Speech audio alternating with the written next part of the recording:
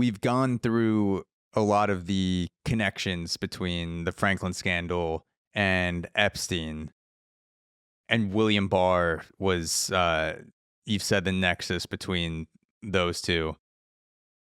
For Diddy, it seems that, and you've covered this extensively, that the nexus between Epstein and Diddy is Damian Williams. Yes.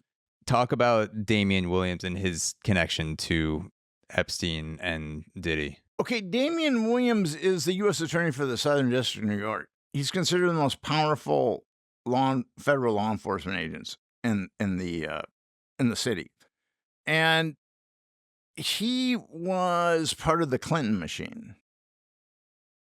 And then he was given Soros's brother Paul has a fund, the Paul and Daisy Soros Fund, where Damian Williams' parents were from Jamaica, so he's first generation, and they give sizable grants, like $90,000. Yeah. They gave him $90,000 to go through Yale Law School. Oh, wow. And Peter Soros is on the board of the the Paul and Daisy Soros Foundation because he's their son. And he's circled twice in Epstein's Black Book. Maybe the second circle cancels out the first one. Maybe he's saying, all right, he's a bad guy with one circle. Actually, I messed up. He's actually a good guy. So this is either a very bizarre coincidence or it's very honest. But Damian Williams was the guy that choreographed the Ghislaine Maxwell trial. There were only 4 victims called, and those 4 victims had only been molested by Epstein and Maxwell.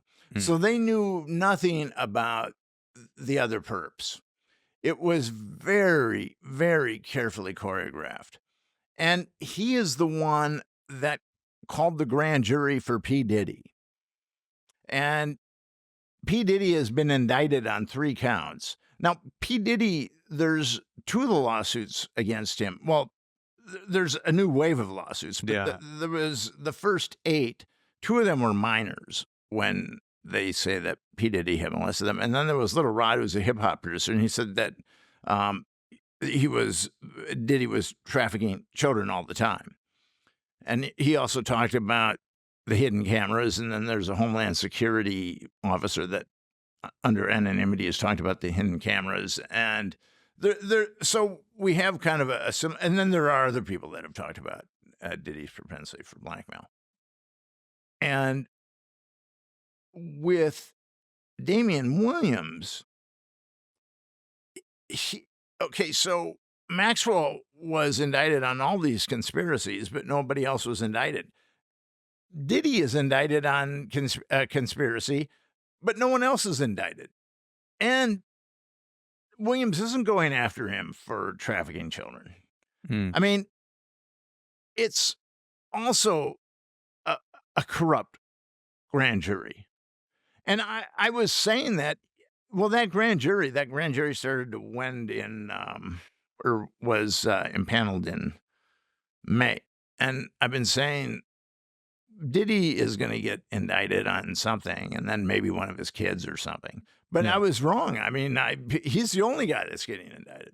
Yeah. So Damian Williams is the nexus between the Epstein cover-up and then now it's the P. Diddy cover-up. So Diddy comes from an interesting background, too, because he doesn't come from money, just like King and Spence and Epstein. I think his dad was a drug dealer, ended up getting killed. Murdered. Diddy works his way into the music industry. Obviously, he's credited with discovering Notorious B.I.G., Biggie Smalls, Usher, killing it. Where do you think Diddy starts to stray? Where do you think he gets involved in the, molestation?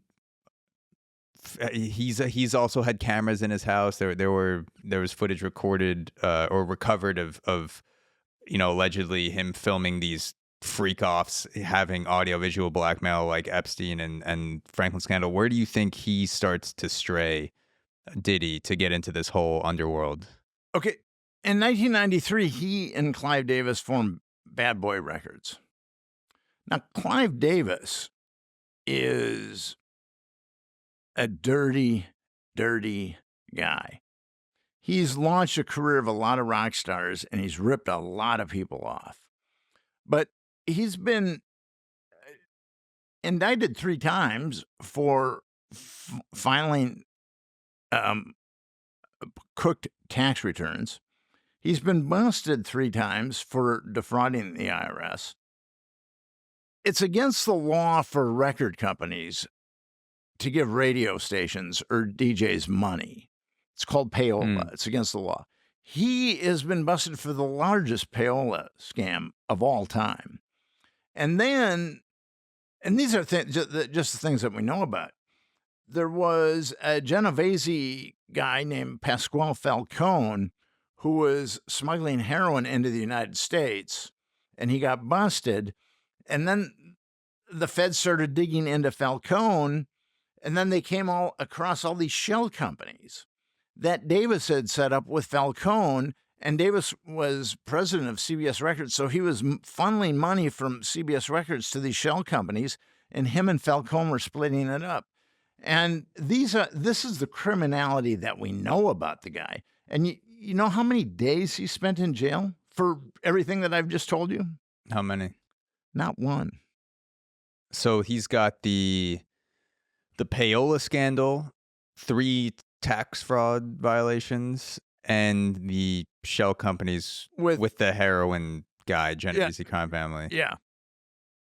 Now, I mean, he's rich though, right? So he knows how to skirt shit. I feel like rich people, business execs, they always find a way to do something behind the scenes, settlements to avoid jail time. It all depends on the kind of deal that they're willing to make with the feds. It all depends upon that. So, but that's Clive Davis is the connection you think to Diddy sort of flipping into that sort of shit. That's what I believe. Do you think there's a case for Diddy being an intelligence asset? Well, okay, Diddy, given his association with Clive Davis and all the stuff that he's gotten away with over the years, and he hasn't spent a day in jail. So not yet. We'll see what happens with well, now he's in jail under suicide watch. Yeah. But with the hidden cameras, the thing about blackmail artists, Spence started having a lot of media on him. And he was no longer good as a blackmail artist because you've got to be kind of anonymous if you're a blackmailer. Epstein started to have a lot of media on him because it was coming out what he was doing. And lawsuits were being filed against P. Diddy. As of March last year, there were 8 lawsuits. Now there's a whole wave of lawsuits. And 25 of them are minors.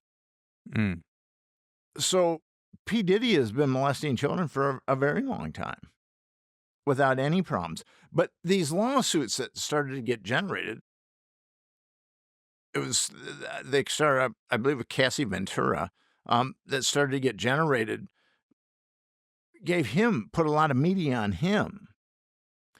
And again, you're not going to be a successful blackmailer if you have a lot of media on you because people are going to just stay away from you. They know what to expect.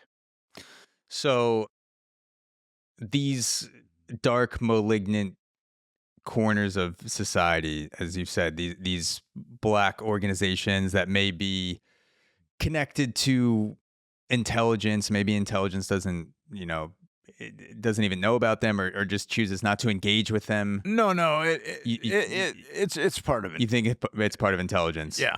Okay, so these organizations, dark organizations that are either part of or associated with intelligence, they are sort of like the deep state in the sense that they remain around, but they just pick different faces.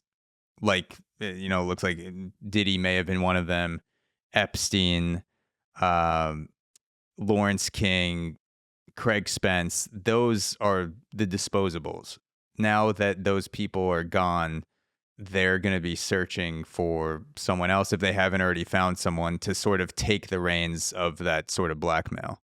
There's a lot of networks operating right now, and I was told that there was an Epstein understudy. I was never able to get his name, but I've been told that there was an Epstein understudy. Yeah. It makes sense if you have someone that could be taken out at any moment or that can go to jail and be given the choice to kill themselves or not, like Spence and Epstein. Some evidence for that they were essentially given this choice that you would want to have a backup to take over the responsibility of the blackmail front when things go awry. I don't think that there's a shortage of pedophiles in the country It doesn't seem like it. that Yeah. would be willing to make that deal. Yeah. If you look at just in our country, according to the Centers for Disease Control, and these are relatively conservative numbers, 25% of underage girls have been molested and 5% of underage boys. That's 50 million Americans have been molested. So there's a lot of pedophiles out there, and there's a lot of people that have been damaged by pedophiles. And we're never going to be able to eradicate child abuse. We're not going to be able to do that, but we can certainly make sure that our government is no longer taking part in it, is covering it up. I mean, we got to at least go that far as a society.